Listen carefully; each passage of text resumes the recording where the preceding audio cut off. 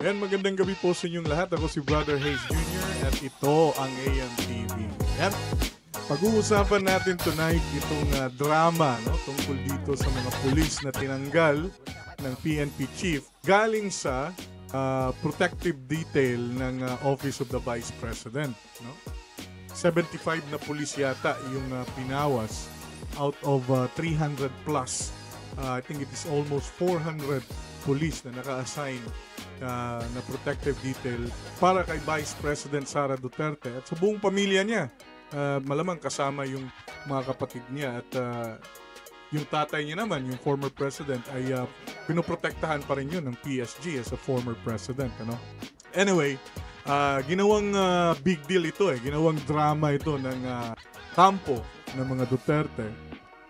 Maybe because nauubusan na ng bala yung mga DDS vlogger nila.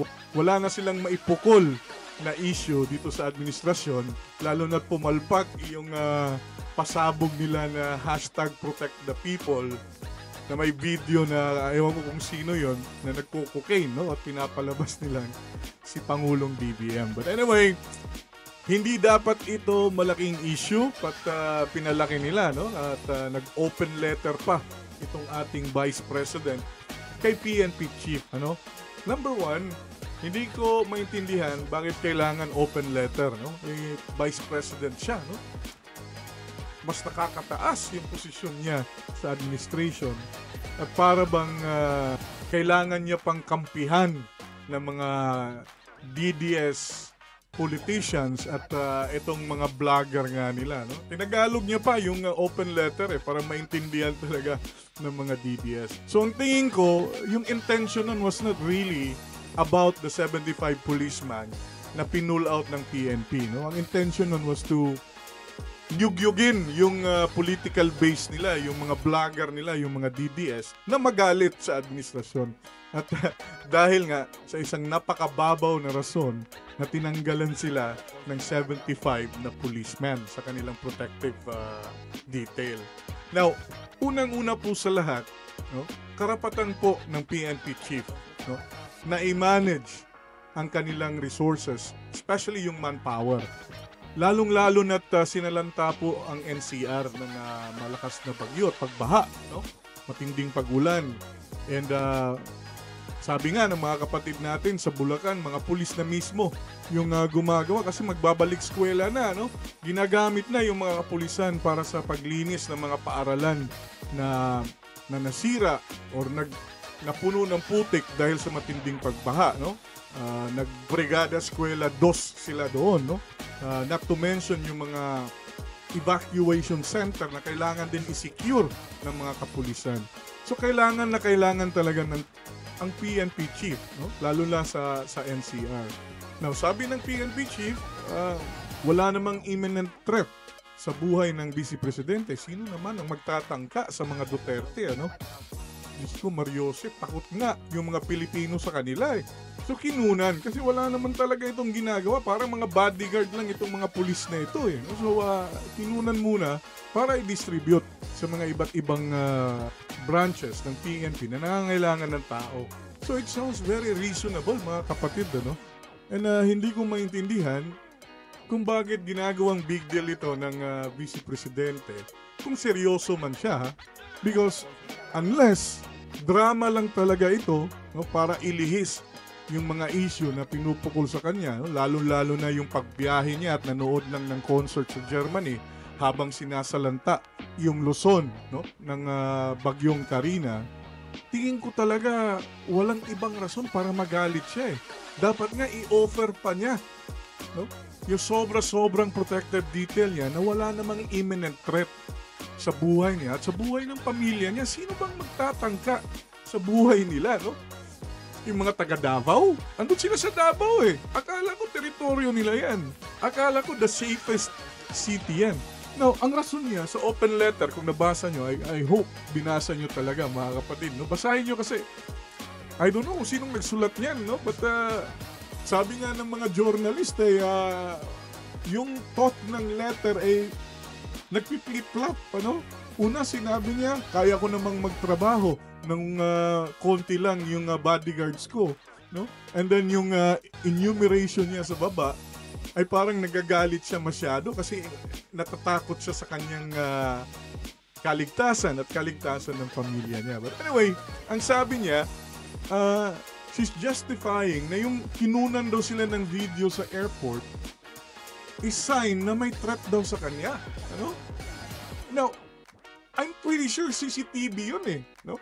And yung kahit sino naman na CCTV operator, hindi naman siguro mga malalaking tao sa gobyerno yan. Nakita mo, si Sara Duterte, malamang kukunan mo ng picture yan, idol mo man, or DDS ka man, or against Duterte ka man, at ipopost mo, oy, bumiyahe yung idol natin, oy, si Sara Duterte. It's normal eh. Lalo na yung mga malalaking politicians, si Erap nga, di ba? Yung naalala nyo, yung nagdiin sa kanya doon sa kasong plunder niya, na mahilig palang mag-casino yun, di ba? Nakunan siya ng CCTV sa casino. At may nag-share din ng footage na yun, ano? To imply na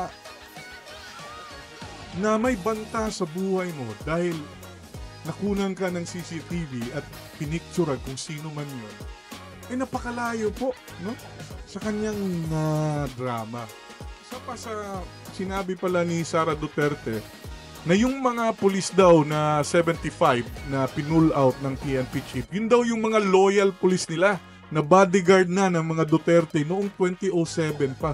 Pwede pala yan, no? Yung buong ilang taon na, no? 2024 na ngayon eh. Pwede pala yan, no? Di ba dapat niro-rotate yan? Hindi pwedeng lagyan yan ng pulis na halos panghabang serbisyo na yung gawin nila sa isang protectee. No? Lalong-lalo na't politiko. Lalong-lalo na't sangkot sa mga extrajudicial killing. Dapat lang talaga, hindi nangyari yan. Dapat lang talaga, pinull out na yan, matagal na. No?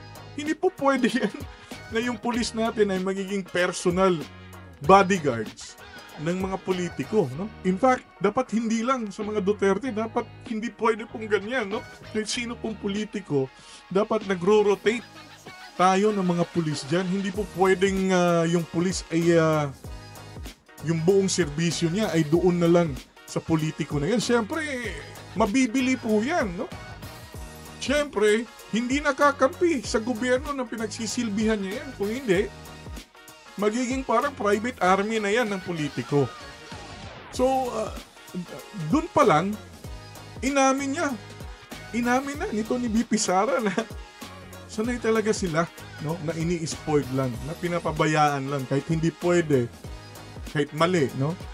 Dahil mga Duterte sila, they can do whatever they want. I don't know, Siyempre yung mga DDS yan eh. Kahit anong sabihin ng mga idol nila, palakpak lang lahat yan eh, no? Hindi naman talaga nila ina-analyze yung detalye ng issue. But anyway, sinakyan ito ni Bato de la Rosa, of course yung mga political pundits nila, si Bongo, of course yung action star Robin Padilla, no? Nagtawag pa na yung mga si Robin Padilla, gusto niya yung mga ex-rebel daw mag-volunteer kahit walang baril, walang sahod, protect the Vice President. Ang galing, ano? Dati may hashtag sila na protect the people, ngayon naman ay protect the Vice President. Walang sahod, mag-volunteer lang daw at walang baril, Si Bato naman, yung mga retired police at sundalo daw, protektahan daw si BP Sara. Bakit? Para hindi na makunan ng CCTV.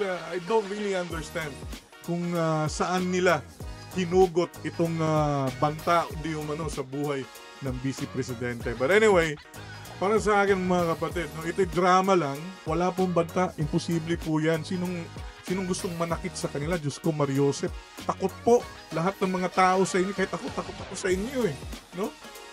Wala pong gustong manakit sa inyo. And ang Davao po ay safest city in the world na eh.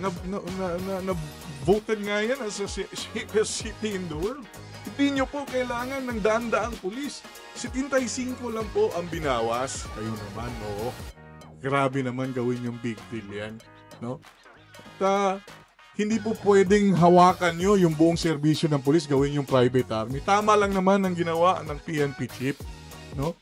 I-pull out yung mga matagal na sa inyo. Kasi hindi po pwedeng maging loyal yan sa inyo. Dapat loyal sila sa konstitusyon ng Pilipinas. And tingin ko, and I wanna give kudos, no, dito sa ating PNP chief kay General Marbel. Tama po yung ginagawa niyo, sir, no? Huwag kayong maniwala sa mga pautot ng mga bayarang vlogger at mga tirada nitong mga politiko na alam naman natin yung na ang loyalty ay wala sa bayan, kundi ang loyalty ay nasa mga amo nila. So yun lang po mga kapatid, dumaba na yung video natin. But before I end this program, babati lang po ako sa ating mga top engagers this week. Si Andre Estunilio, Parson Ravina, Entoy Ong, palagi itong nag-i-engage sa atin. No? Salamat sa iyong pagsama sa ating mga kuro-kuro kapatid, no? Whatever your position is. Okay? Maraming salamat. Samuel B. Roda, Ruel de la Cruz, Abraham Ligaspi, Jone Dice, Andy Soriano. Yan, palagi din po itong sumusubaybay sa ating mga programa. Milcore Rieta, Ton Pinto, Zinaida Ariola, Lance Balonsa, Rasik Alupam, no? Baka Kaiser Mapula yata yung pangalan nito, binaliktad lang. Ayan, maraming salamat po sa inyo at manatili pong mapagmatsyag, no? Manatili po tayong mapaanalisa. Hindi po yung clap to everything lang tayo. Dapat ay iniintindi natin itong mga balita at laman ng balita. Ayan. So ako po again si Brother Hayes Jr. Mabuhay po kayo at mabuhay ang Pilipinas.